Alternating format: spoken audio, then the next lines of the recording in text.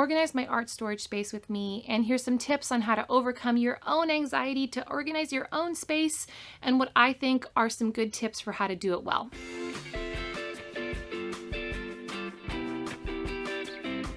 Welcome to Celebration State, where we help Christian creatives to grow in their creativity and in their love for God.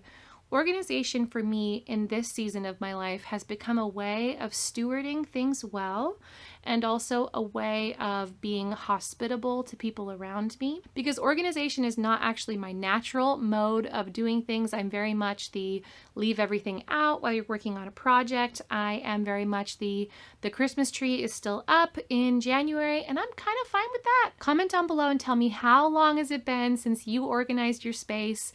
Let me know, are you a super organized artist where you wash out your paintbrushes every time you use them?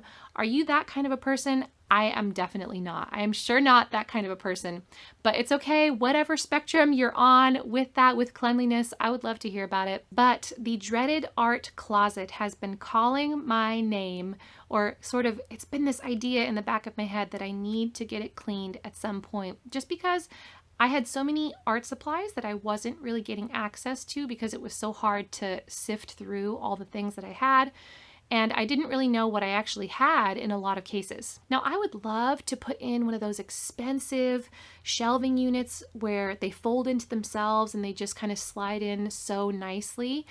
Our current living situation doesn't really have the space for that, and this closet doesn't really have the space for that.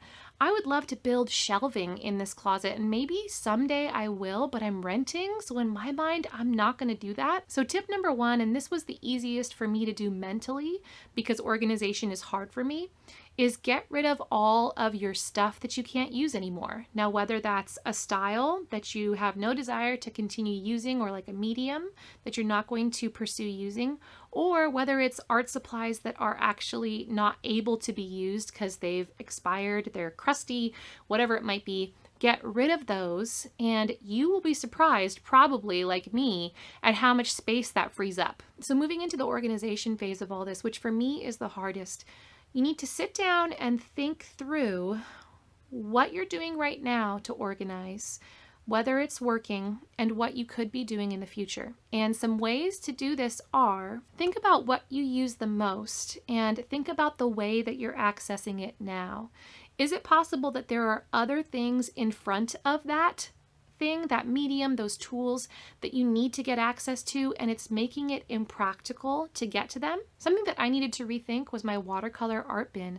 I didn't actually need a portable bin for my watercolor, like I was going to take it with me to go do a live painting somewhere, because watercolor paintings are not practical to be live. I don't know of, maybe I could think, like back in history, has there ever been a time when I tried to do a live watercolor painting or like transported my watercolor paints?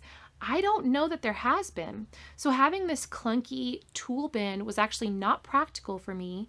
And what I decided to use instead were storage devices that were going to work for being at home. And that brings me to my next helpful tip for you guys, which is think about buying storage devices that can fit into your space and that are going to be practical for your use. You want to be thinking about the ease of use for the types of tools that you have. Now, a unit of drawers that's portable, you could probably find at like a Walmart or a Target, like you see my main storage device here.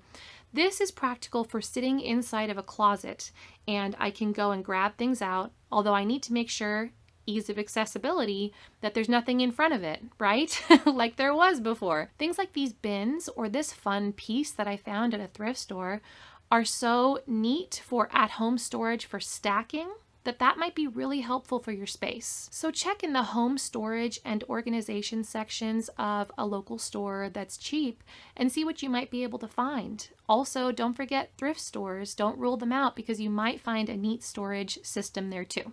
It can be hard to get rid of things, and also to not only that, but overcome the stress and the strain, the time that it's going to take to organize your storage space. But having an organized space makes you want to create more. It's one less hurdle for you to overcome, that hurdle of the frustration and the stress that happens inside of you when you open up that closet or open up that art bin. Don't let your storage situation speak anxiety over your artistic process. What you want is a level of freedom to where you're happy to create with your supplies.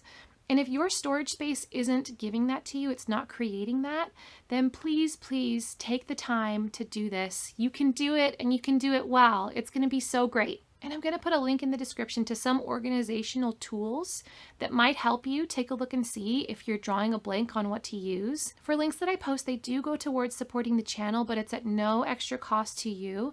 So please don't ever worry about that. But if you want to support the channel and you're already looking for home organization stuff and tools, then by all means, click the link in the description. If you're a Christian creative and you want to learn how to grow in your creativity and in your love for God, please consider subscribing. Thanks so much for watching. Be so blessed.